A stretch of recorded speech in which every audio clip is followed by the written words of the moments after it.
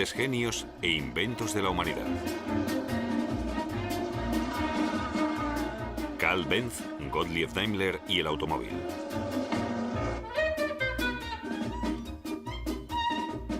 El automóvil ha marcado nuestra época más que ningún otro invento. Sin duda, vivimos en la era del automóvil, y dos nombres van indiscutiblemente ligados a este hecho. El primero, Karl Benz, empresario de Mannheim, materializó su sueño del automóvil como una fusión de motor y chasis. En 1886 se patentó su velocípedo con motor, el primer automóvil del mundo. El segundo, Gottlieb Daimler, tuvo en Stuttgart la visión de un motor de combustión para la propulsión de cualquier vehículo posible, ya fuera de tierra, agua o aire. Su motor de gasolina de 4 tiempos se patentó en 1886. Es una casualidad histórica. Los dos pioneros del automóvil nunca se llegaron a conocer y desarrollaron sus estudios a solo 130 kilómetros de distancia, en la misma época, cada uno a su manera. La fabricación del vehículo automotor, el automóvil, es obra suya. Sin embargo, la idea era mucho anterior. Los coches de viento, según las representaciones de su creador, debían avanzar movidos por la fuerza del viento. Antes de estas construcciones de los siglos XV y XVI, ya existían planos de vehículos de propulsión humana, en cuyo fuselaje los hombres debían hacer arduos esfuerzos para avanzar. En el siglo XVIII surge con el vehículo a vapor una fuente impulsora transportable. Nicolas Cugnot construyó el primer vehículo a vapor, un remolque ideado para el transporte del glorioso ejército francés. Pero el viaje de prueba no tuvo un final demasiado glorioso.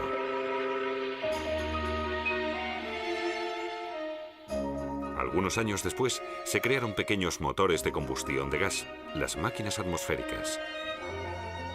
Étienne Lenoir, de París, creó una máquina con 2 pistones y un cilindro. El primer motor eficaz de combustión interna. Incluso llegó a realizar con él una salida por los alrededores de París.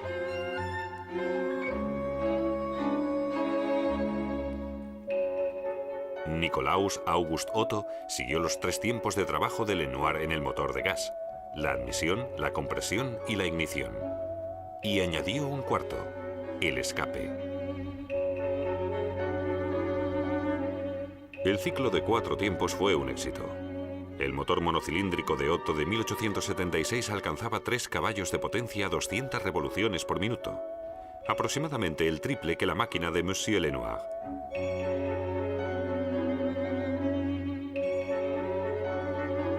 La fábrica de motores de Otto, Deutz AG en Colonia, se convirtió en la mayor fabricante de motores de 4 tiempos de Europa y, por supuesto, siguió trabajando de forma regular. También participó en el desarrollo del motor de 4 tiempos Gottlieb Daimler, entonces socio en la dirección de la fábrica de Deutz. Junto a Wilhelm Maybach, se le consideró un constructor superdotado de su época. Maybach y Daimler se dieron cuenta de que el motor de 4 tiempos ponía por fin a su disposición la tan buscada fuente impulsora para los vehículos. El ciclo de Otto, uno de los inventos del siglo.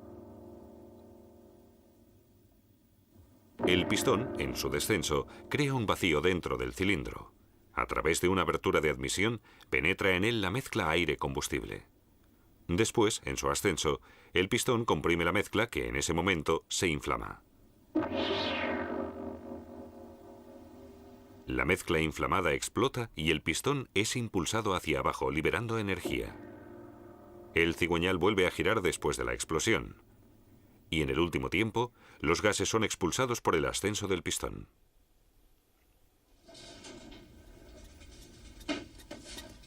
(1883). Hacía un año que Daimler había dejado la fábrica de motores de Deutz para emprender su propio camino en Stuttgart. Daimler invirtió todo su capital en un único objetivo: conseguir mejorar el motor de 4 tiempos haciéndolo más ligero y compacto. Para poder aumentar al mismo tiempo la potencia del motor, Daimler aplicó combustible líquido en lugar de gas y un nuevo encendido por tubo incandescente. Con ello, el pequeño motor alcanzaba 1 caballo de potencia. La gasolina se vaporizaba en un carburador de flotador y se mezclaba con aire, antes de su compresión y su combustión en el cilindro.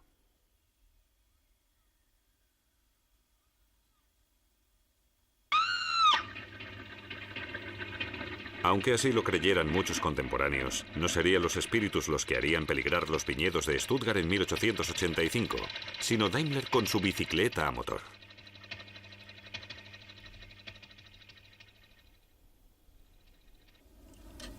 Casi paralelamente, el fabricante Carl Benz culminó en Mannheim su obra maestra, sin saber que era muy parecida al trabajo de Daimler. Benz también perfeccionó el motor de 4 tiempos de Otto. A diferencia de Daimler, él inventó un sistema de encendido eléctrico que funcionaba con una bujía y permitía un número enorme de revoluciones.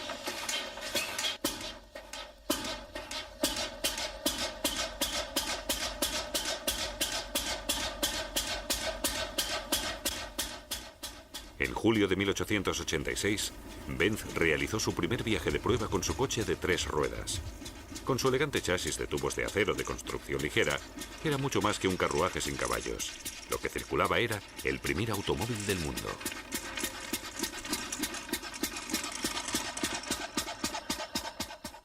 Desde el momento de su culminación, este prototipo estaba preparado para fabricarse en serie.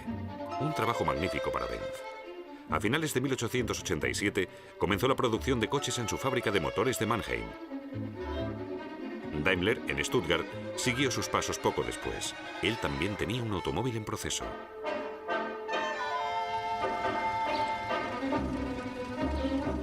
La anticuada construcción de madera del carruaje a motor delataba sus raíces en los coches de caballos. Estaba dotado de un motor de 1,1 caballos situado en el eje trasero.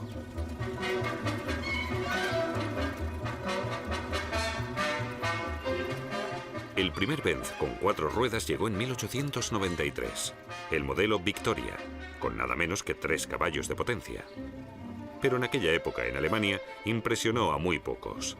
Apenas tuvo compradores. Conducir un coche se consideraba impropio.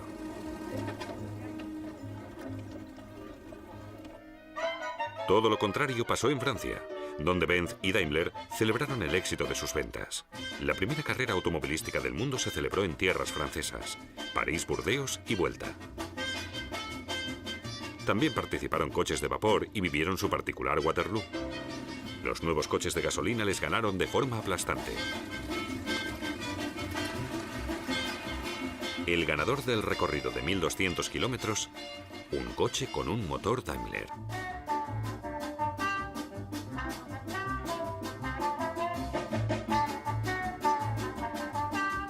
Con Peugeot nació en Francia a finales de siglo la tercera marca de coches. Muchos otros nombres que hoy ya casi nadie recuerda tuvieron una vida comercial muy corta. Mientras tanto, en Alemania se fueron aceptando mejor sus traqueteos. Incluso Su Majestad, el emperador Guillermo II, consideró el automóvil digno de trasladarle a la última moda a las inspecciones de las tropas.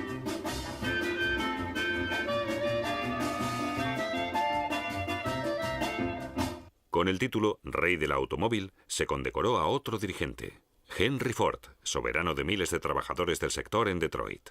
Ford revolucionó la producción automovilística.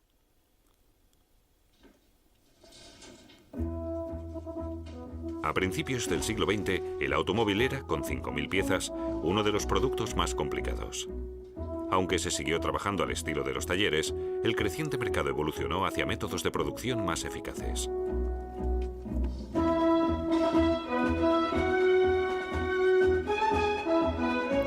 En 1913, Ford introdujo la cadena de trabajo para la fabricación de su modelo T.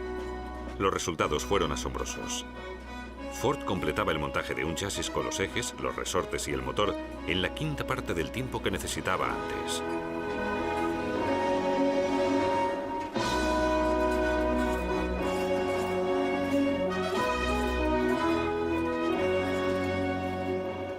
Con ello, bajó el precio de los automóviles y las ventas se dispararon. Ya no había que ser emperador para tener un coche, pero los que lo tenían se sentían como tales.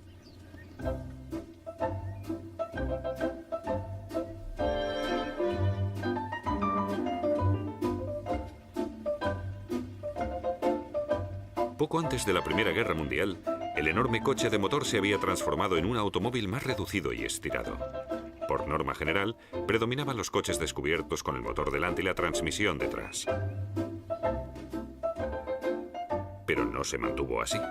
Los constructores probaron todas las modalidades posibles. Así, se fabricaron modelos con la transmisión en el eje delantero en lugar del trasero, con lo que se distribuía mejor el peso del motor sobre la rueda motriz y que de cara a la estructura ahorraba mucho espacio. Aunque los coches se fueron haciendo cada vez más elegantes, apenas se varió el principio fundamental de Daimler y Benz. Uno de los cambios principales se produjo en los años 50 con el cierre del chasis con una carrocería autoportante. Se pusieron piezas de hojalata como elementos de sujeción y el motor y el chasis se fijaron directamente en la carrocería. A partir de entonces, se construyeron millones de coches que invadieron las calles. Cuidado con el tráfico. 30 años después de su invención, el coche ya había cambiado el día a día más de lo que sus creadores se hubieran podido imaginar.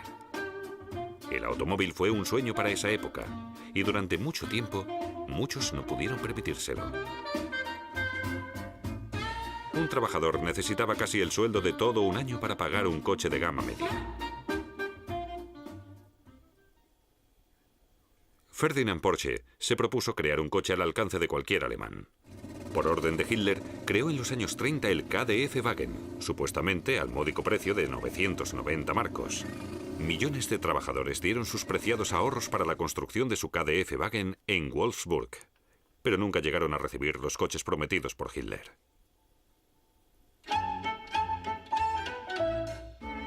En cuanto acabó la guerra, los alemanes viajaron con sus KDF-Wagen hacia el milagro económico y, sobre todo, hacia Italia.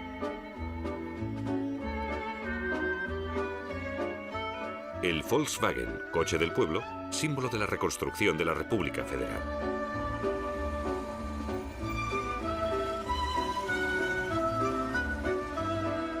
Había comenzado la etapa de la motorización masiva, y con ella surgieron nuevos desafíos.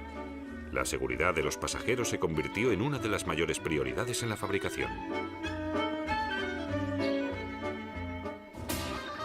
La idea de la seguridad más joven es el airbag, el despliegue fulminante de una bolsa de aire. Impensable sin la electrónica. Al igual que el sistema ABS, que impide que las ruedas se bloqueen al frenar. Entra la monitorización de la depuración de los gases de escape por el catalizador y la combustión del motor. Todo para posibilitar una fabricación menos contaminante. Se está investigando el uso de nuevas fuentes de energía. Las reservas de petróleo de la Tierra se agotan. La energía eléctrica aún no puede competir a nivel económico. La energía hidráulica presenta aún muchas dudas prácticas, como el aprovisionamiento.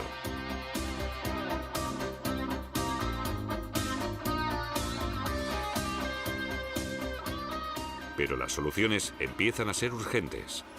Los 400 millones de coches que hay en las calles de todo el mundo generan impactos medioambientales como el calentamiento, la contaminación o el desgaste energético. Nuestros abuelos lo tuvieron mejor. Ellos pudieron disfrutar de la diversión de conducir en la época en que las empresas de los creadores del automóvil, Daimler y Benz, se fusionaron, creando así una multinacional de automóviles que hoy está entre las mayores del mundo.